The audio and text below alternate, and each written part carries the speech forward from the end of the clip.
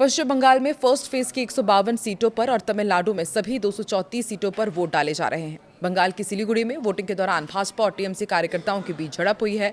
मुर्शिदाबाद के नौदा में भी वोटिंग से पहले देर रात देसी बम फेंका गया था। इस हमले में कई लोगों के घायल होने की जानकारी है। पश्चिम बंगाल विधानसभा चुनाव के पहले चरण में मुर्शिदाबाद जिले के नौदा इलाका सुबह सुबह बम के धमाकों से गूंज उठा। वहीं उत्तर बंगाल की सिलीगुड़ी के मतदान केंद्रों के बाहर खूनी संघर्ष की कई तस्वीरें सामने आई।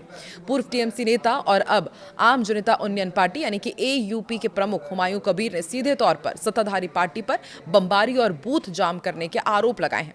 उन्होंने दावा किया है कि मुर्शिदाबाद के विभिन्न इलाकों में टीएमसी के गुंडे खुलेआम बम बरसा रहे हैं ताकि लोग घर से निकल ही ना पाए, मतदान कर ही ना पाए। इन घटनाओं ने चुनाव आयोग की शांतिपूर्ण मतदान के दावों की हवा निकाल दी है, जबकि सुरक्षा बलों की भारी तैनाती के बावजूद उपद्रवी बेखौफ नजर आ रहे हैं। पश्चिम बंगाल विधानसभा चुनाव 2024 के पहले चरण के दौरान मुर्शिदाबाद जिले के नौदा इलाके में जो हिंसा की घटना सामने आई वो कुछ यही बयां कर रही है। रिपोर्ट के मुताबिक अज्ञात लोगों ने कुछ क्रूड बम फेंके जिससे कई लोग घायल हुए। घटना के बाद पूरे इलाके में अफरा तफरी मच गई और लोगों में दहशत का माहौल बन गया। घायल लोगों को तुरंत नजदीकी अस्पताल में भर्ती कराया गया है। प्रशासन और पुलिस मौके पर पहुंचकर स्थिति को नियंत्रण करने की कोशिश कर रहे हैं। फिलहाल हमलावरों की पहचान नहीं हो पाई है और मामले की जांच की जा रही है। चुनाव के बीच हुई इस घटना ने सुरक्षा व्यवस्था पर सवाल खड़े करते हैं। अधिकारियों का कहना है कि हालात पर नजर रखी जा रही है। इसके बाद आम जनता उन्नयन पार्टी के चीफ हुमायूं कबीर सुबह घटनास्थल पर पहुंचे तो उनका विरोध भी हुआ। इस दौरान टीएमसी कार्यकर्ताओं के साथ उनकी झड़प भी हुई। टीएमसी कार्यकर्ताओं के खिलाफ एक्शन की मांग करते हुए हुमायूं धरने पर बैठ गए। पश्चिम बंगाल के मुर्शिदाबाद में हुमायूं कबीर ने विधानसभा चुनाव के बीच बड़ा बयान भी दे डाला। उन्होंने कहा कि वो इस बार भी अपना वोट डालेंगे और लंबे समय से चुनावी प्रक्रिया का वो हिस्सा रहे हैं। इसके साथ ही हुमायूं कबीर भावुक भी नजर आए। उन्होंने कहा कि 1982 से चुनाव में वो भाग लेते आ रहे हैं, लेकिन ये पहला मौका है जब उनकी अपनी पार्टी आम जनता उन्नयन पार्टी चुनावी मैदान में है। इसे उन्होंने अपने राजनीतिक सफर का खास पड़ाव बताया। उन्होंने राज्य में कानून व्यवस्था को लेकर चिंता जताई और कहा कि चुनाव के दौरान किसी भी तरह की गड़बड़ी नहीं होनी चाहिए। उन्होंने उम्मीद जताई है कि प्रशासन शांतिपूर्ण और निष्पक्ष मतदान सुनिश्चित करेगा ताकि लोकतंत्र की प्रक्रिया सही तरीके से पूरी हो सके। वहीं मालदा के एक बूथ पर ईवीएम खराब होने से हंगामा हो गया। लोगों ने चुनाव अधिकारी को घेर लिया और काफी आपत्ति भी जताई। इस बीच पूरे राज्य में सुबह से ही पोलिंग बूथ पर लंबी लंबी कतारें दिख रही हैं। यहाँ महिलाओं की संख्या ज्यादा है। ऐसा ही हाल तमिलनाडु में भी देखा जा रहा है। चेन्नई में एक्टर अजीत कुमार और टीवी के चीफ विजय कुमार जब वोट डालने पहुंचे, इस दौरान उनकी एक झलक पाने के लिए भारी भीड़ उमड़ पड़ी, जिससे बूथ के बाहर अफरा तफरी का माहौल भी बन गया। बंगाल में मुख्य मुकाबला टीएमसी और बीजेपी के बीच है। यहाँ के बूथों पर वेबकास्टिंग यानी कि लाइव मॉनिटरिंग के जरिए चुनाव आयोग निगरानी कर रहा है। राज्य की बाकी 142 सीटों पर दूसरे फेज में 29 अप्रैल को वोटिंग होगी और नतीजा 4 मई को आएगा। तमिलनाडु विधानसभा चुनाव का भी अपडेट आपको दे दे। बताया जा रहा है कि विजय ने चेन्नई के एक पोलिंग स्टेशन पर पहुंचकर अपना वोट डाला। वोटिंग के बाद उनकी मौजूदगी ने समर्थकों के बीच खासा उत्साह पैदा कर दिया। विजय इस बार अपनी पार्टी टीवीके के प्रमुख के रूप में 2 सीट तिरुचिरापल्ली ईस्ट और पेरंबूर से चुनाव मैदान में है। उनके चुनाव लड़ने से इन सीटों पर मुकाबला और भी दिलचस्प हो गया है। मतदान के दौरान सुरक्षा के कड़े इंतजाम किए गए हैं। प्रशासन पूरी प्रक्रिया पर नजर बनाए हुए है। विजय ने वोट डालने के बाद लोगों से भी लोकतंत्र के इस पर्व में बढ़ चढ़कर हिस्सा लेने की अपील की है। उनकी एंट्री को तमिलनाडु की राजनीति में एक नए समीकरण के रूप में देखा जा रहा है।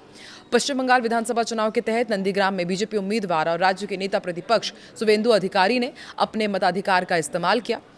उन्होंने नंदीग्राम के एक पुलिस स्टेशन पर पहुंचकर वोट डाला। इस चुनाव में नंदीग्राम और भवानीपुर सीटें सबसे ज्यादा चर्चा में हैं। भवानीपुर विधानसभा सीट पर मुख्यमंत्री ममता बनर्जी भी मैदान में हैं, जहां उनका सीधा मुकाबला शुभेंदु अधिकारी से होने जा रहा है। दोनों नेताओं के बीच ये मुकाबला बेहद हाई प्रोफाइल बन गया है और पूरे राज्य की नजर इस हाई प्रोफाइल सीट पर है। मतदान के दौरान सुरक्षा के कड़े इंतजाम किए गए हैं और चुनाव आयोग पूरी प्रक्रिया पर नजर बनाए हुए हैं और मतदाताओं में भी खासा उत्साह देखने को मिल रहा है। बहरामपुर सीट से कांग्रेस उम्मीदवार अधीर रंजन चौधरी ने बड़ा दावा किया है। उन्होंने कहा है कि इलाके में जनता का मूड अच्छा है और उन्हें उम्मीद है कि सीट पर बीजेपी को हराया जाएगा। अधीर रंजन चौधरी ने कहा कि चुनाव में चुनौती होना स्वाभाविक है और जो इस चुनौती को पार करता है वही जीतता है। उन्होंने साफ तौर पर कहा कि उनके लिए सबसे अहम काम अपनी पार्टी को मजबूत करना और जीत दिलाना है। वहीं हुमायूं कबीर को लेकर के उन्होंने कहा कि मीडिया में उनकी बातों को बढ़ा चढ़ाकर पेश किया जाता है, लेकिन जमीनी हकीकत में उनका कोई खास असर है नहीं। उन्होंने ये भी कहा कि बंगाल में कांग्रेस का फैसला अकेले चुनाव लड़ने का था, इसलिए वो मैदान में है। सरकार किसकी बनेगी, इस पर उन्होंने कहा कि चुनाव परिणाम आने के बाद ही तय हो पाएगा। अब आपको 2021 का और उसके बाद का जो चुनाव हुए हैं हाल ही फिलहाल में, उसका थोड़ा सा समीकरण भी बताते हैं। 2021 के पश्चिम बंगाल विधानसभा चुनाव में इन 152 सीटों पर 82.64% वोट पड़े थे। वहीं बंगाल में साल 2021 के चुनाव में कुल 82% के आसपास वोटिंग हुई थी। पहले चरण में जिन 152 सीटों पर वोटिंग है, उसका 2021 का रिजल्ट बड़ा ही दिलचस्प रहा था। ममता बनर्जी की तृणमूल कांग्रेस ने 46.90% वोट हासिल किए थे और 92 सीट्स अपने नाम की थी। वहीं बीजेपी ने 39.65% वोट के साथ 59 सीट्स जीती थी। कांग्रेस ने 4.33% वोट हासिल किए थे और वामदल को करीब 3.25% वोट मिले थे। 2016 के विधानसभा चुनाव में टीएमसी ने 44.91% वोटों के साथ 211 सीटें जीती थी। बीजेपी ने 10% वोटों के साथ 3 सीट अपने नाम की थी। वहीं कांग्रेस ने 12% के आसपास वोट परसेंट हासिल किया था और 44 सीटें उसके नाम थी। साल 2021 के विधानसभा चुनाव में टीएमसी ने 48% वोटों के साथ 215 सीटें जीती। वहीं बीजेपी ने करीब 38% वोटों के साथ 77 सीटें जीती थी। कांग्रेस को केवल 3% वोट मिले थे। महाराष्ट्र में भी चुनाव चल रहा है। महाराष्ट्र में बारामती उपचुनाव के लिए सुबह से ही मतदान जारी है। इस सीट पर दिवंगत दिग्गज नेता अजीत पवार की पत्नी सुनेत्रा पवार चुनावी मैदान में है। एनसीपी की प्रमुख और महाराष्ट्र की उप मुख्यमंत्री सुनेत्रा पवार ने मतदान के बीच बड़ा बयान दिया।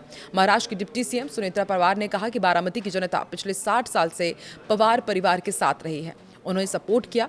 ये इलेक्शन अजीत पवार के बिना हो रहा है, इसलिए ये चुनाव बारामती के लोगों ने अपने हाथ में लिया है। वो अपना वोट दादा के लिए एक श्रद्धांजलि के रूप में देना चाहते हैं। इसके लिए सब गांव में वो अपनी अपनी तरफ से बाहर आ रहे हैं। बाहर गांव के लोग भी खासकर इस इलेक्शन के लिए यहाँ पर आए हैं। उन्होंने आगे ये कहा कि वैसे तो बारामती के लोगों ने अपने हाथ में चुनाव ले ही लिया है, लेकिन उन्होंने ये भी देखा कि उनके अजीत दादा ने इतने साल उनके लिए बहुत कुछ किया है। उनको अब वापस देने का दिन है, इसलिए वो अपना कीमती वोट अजीत पवार के नाम पर डालना चाहते हैं। इसके लिए वो घरों से बाहर आए हैं और मतदान केंद्रों पर कतार में लगे हुए हैं। तो एक तरफ बारामती में उपचुनाव और दूसरी तरफ तमिलनाडु और पश्चिम बंगाल में विधानसभा चुनाव के लिए मतदान जारी है। और अभी जो वोटिंग परसेंट है वो भी काफ़ी अच्छा है। आपको क्या लगता है इस बार पश्चिम बंगाल में क्या कुछ सरप्राइजिंग फैक्टर देखने को मिलेगा? क्या भाजपा यहाँ पर दमदार वापसी कर पाएगी या फिर एक बार फिर से ममता बनर्जी की सरकार बनेगी? और तमिलनाडु में क्या भाजपा अपना खाता खोल पाएगी या फिर एक बार फिर से स्टालिन सरकार पर यहाँ की जनता भरोसा जताती है? कमेंट सेक्शन में अपनी राय जरूर दें।